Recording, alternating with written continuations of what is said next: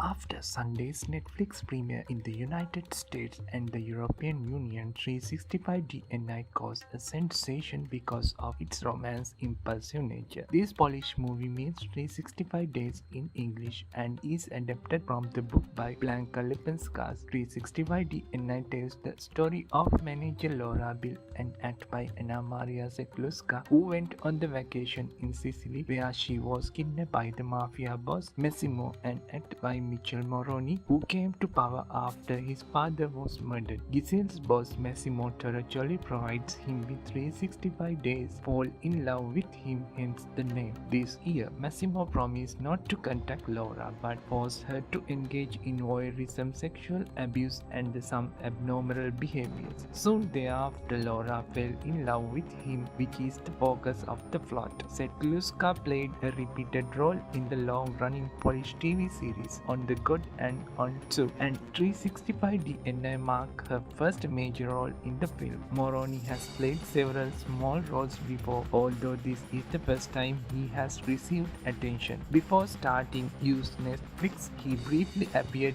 in movie theaters in United States where the box office revenue was less than 10 million US dollars. It was also launched on the Valentine's Day about a month before. Strict quarantine measures were taken to slow the spread of coronavirus. So let's talk about the ending of this 365 Day of Love. When she returned to the Massimo's building and talked about hunger and thirst of Italians, Laura took a short break to call her fiancé. While they were talking, Massimo's right-hand man, husband Mario, who was being driven back to Massimo's, received his call. It was not the good news that said they will kill Laura not soon but now. Mario tried to call Massimo, but at that time he was talking with Laura. Finally, when Mario arrived, the call was ended because the car was drove into the tunnel. Mario gave that phone call message to Massimo, and Massimo excited and he fell down his life suddenly. What will be the next moment of this 365 Day of Love? At the end of this film, clearly we saw there is something hidden by the director and scriptwriter of this film. That means we did not see what happened to Laura and her friend and what happened to the vehicle. If Laura dies, then what is the reason for her death? So the director Barbara Bulos and Thomas Mendes has ended this film, stirring the curiosity of millions of viewers who watch this film. That means we can hope about